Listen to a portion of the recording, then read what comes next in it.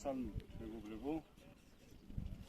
Როგორ დაგგვირდით დღეს თქვენთან ერთად გამოვიკლევ ფსკერს. ფსკერის გამოკვლევა ხდება ასეთი მსგავსი სიმძიმით. ეს იმიტომ აქვს, რომ კარგად გადმოცემს ხელში თუ რა რელიეფია ფსკერზე. მოკლედ, სანამ ფსკერის რელიეფის გამოკვლევას დავიწყებთ, ყოველთვის ვიწყებ ხოლმე ჯერ სიღრმეებს ვნახულობ, რა სიღრმე აქვს, როგორი თქვათ, აი ამოსვლები აქვს, ან ორმოებია თუ რა შეიძლება შეხვდეს, რა ანომალია შეიძლება შეხვდეს ფსკერზე. ამისათვის ვიწყებ როგორ? ვირჩევ ჩემთვის კომფორტულ შორ დისტანციას, ანუ აი იმ დისტანციას, რომელზეც კომფორტულად ისვრით ანკეს. მე ამ შემთხვევაში მაქვს 60 მეტრზე დაკლიფსული და ვისვრით რო ვარდება წყლის ზედაპირზე, სიმძიმე დავარდნის თანავე ვიწყებთ შქარად დათვლას.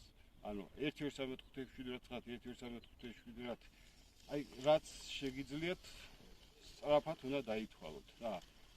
თქვათ 60 მეტრზე დავარდა 7 დათვლაზე. მერე ამოვახვევ 3-4 ამოხვევას გავაკეთებ კოჭაზე, კიდევ დავკლიფსავ, გავისვრი ისევ წყლის ზედაპირზე დაეცემა სიმძიმე, ვიწყებ სწრაფად დათვლას. და ესე მოვყვები თქვათ 20 მეტრამდე, აი ხა მაგალითად 20 მეტრამდე გამოვყვები ესე სწრაფი დათვლა.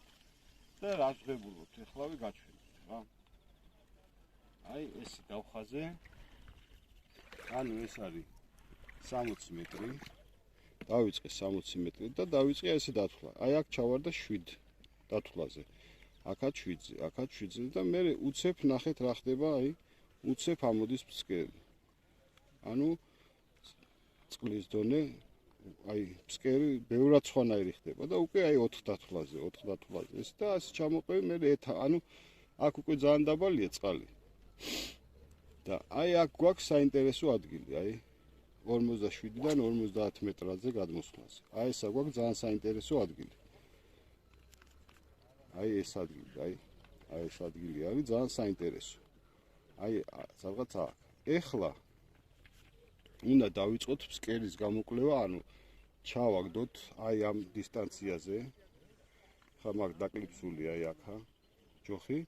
უნდა ჩავაგდოთ აქ და ვნახოთ რა ხდება ფსკერზე. ანუ ეხლა ფსკერის ტრაქცია უნდა განვიხილოთ, აი რა ხდება, რა ანომალიებია.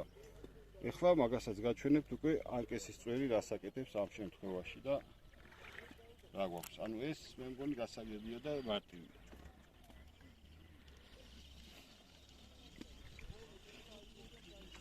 და ეხლა ვისვრით აი ამ დისტანცია იყო 47-დან 50 მეტრამდე.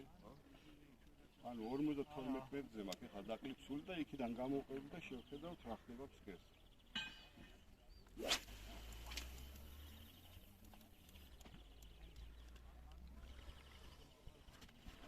ეხლა ნახოთ წვერი რას აკეთებს. აი ნახე თავიდან წამოვიდა ადგილი. ეხლა აი ესე რომ მოდის, ანუ აი ესე მძიმედ რომ მოდის რა. აი იქ არის ფსკერზე ლაფი. ანუ აი რბილი გრუნტია რა. აი მოდის. არაფერი ხელს არ უშლის, მაგრამ მოდის მძიმედ. ამ შემთხვევაში არის ფსკერზე ლაფი. და ესე მძიმედ მოყვება. ეს არასასურველი ადგილია. ჩემი აზრით, ათევზაოთ. ეხლა გავაგრძელოთ კიდე რა ხდება. ეს თუ მოყვება ეგეთი ადგილი, აი ეს უკვე კარგია, აი ჩქარა რომ მოდის, აი არაფერი დაბტოლება რო არ აქვს. და მოდის ესე, აი უკვე ეს არის მყარი გრუნტი. ეს უკვე კაი ადგილია. აქ უკვე წამოვიდა ნელა დიდი ქუხი.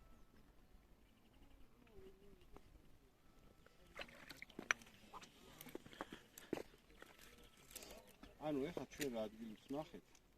აი ეს 50 მეტრი იყო, ხო? იქ ანუ იქ არის ძალიან რბილი გრუნტი, ანუ ლაფი შეიძლება ისე ვთქვა და მე 2 მეტრის მერე იწყება უკვე მყარი გრუნტი რა. აი ეს მყარი გრუნტი ჩვენთვის არის ბევრად უფრო უკეთესი, ვიდრე თქვათ ის რბილი გრუნტი და შეგვიძლია თავამად დავდგეთ იმ ადგილას. ეხლა სხვა ვარიანტებიც გამიხსენებთ რა. გამოვყოთ ეხლა და აი ნახოთ რომ უკვე აი რაც აქ ხდება, აი ფსკერზე, ეს ფსკერია ჩვენი ზურა, აი აქ როგორი ქვებიც არის. უკვე გადავედით ისეთ ადგილებში რა. აი ხდება ქვები რა. ქვები მერე ისევ სწორი გრუნტი, აი ანუ შერეულად არის რა, ისე რომ ერთფეროვანი ფსკერი იყოს, ეგრე არ არის. აი ეხლა უკვე ნახეთ, უკვე დაიწყო წვრილად წვრილ ქვებზე გადმოსვლა. აი ესეც იდეალური ადგილია, აი დიდი ქვებიდან რო გადმოდის მერე წვრილ ქვაზე და კარგ. აი ნახეთ, აი ეს არის წვრილი ქვა. ესე აი თავისუფლად რომ მოდის და თანქანაობს ის ქვევები. თავი.